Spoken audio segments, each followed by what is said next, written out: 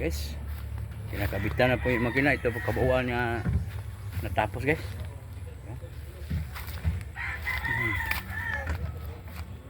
Guys, kinakabitan na, sinukatan ng makina guys. Yan.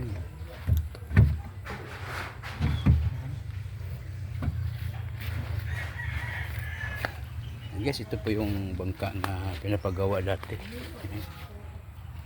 Malapad yung ano, ilalim.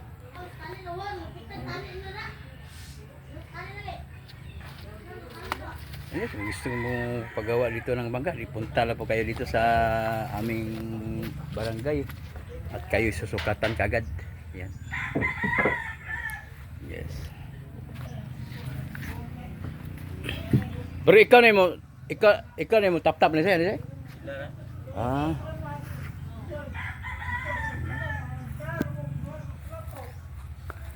Yan, may makina na guys, you know. Luwang. Ang luwang ng ilalim.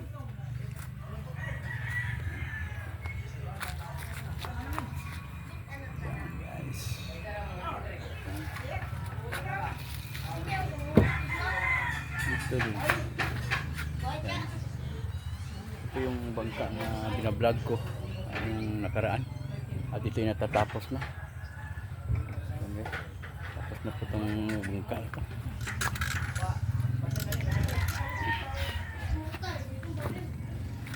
At pinturahan na lang to. Pagkatapos pintura ay maglalaot na. Pagkatapos na lang pinturahan. Sukatan ng makina.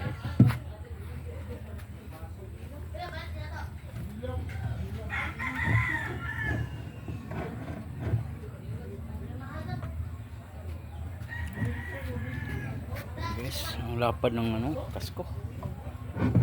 Lapad ng kasko guys. Maluwang talaga. Ito lalautan na naman pagkatapos nito sa pag pipinturahan at lalautan na.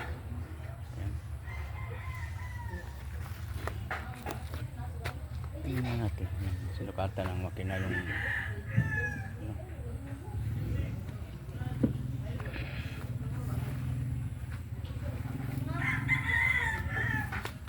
guys. Kung nakita nyo yung aking vlog last, ito'y ano pa, skeleton pa to at kasko pa to, pero ngayon kompleto na po. Ito na lang kulang, pintura na lang po ang kulang nito. Tapos baka sa sunod na linggo lalautan na to. Yes.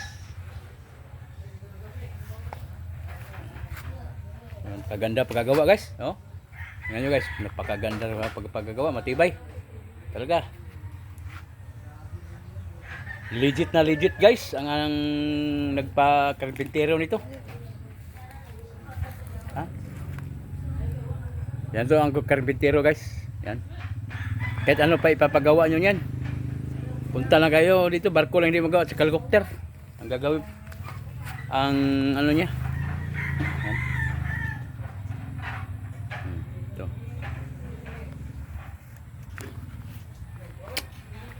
So yun guys, maraming salamat sa ating mga silent viewers diyan, mga subscribers. Thank you po kay mga ka-idol vlog. Thank you po mga ating mga kaibigan diyan. Salamat po sa suporta sa inyong lahat.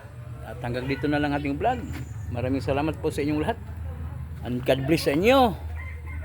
At hanggang dito na lang. Ingat-ingat po kayo sa ating mga araw-araw nating mga ginawa. At God bless sa all. Bye-bye.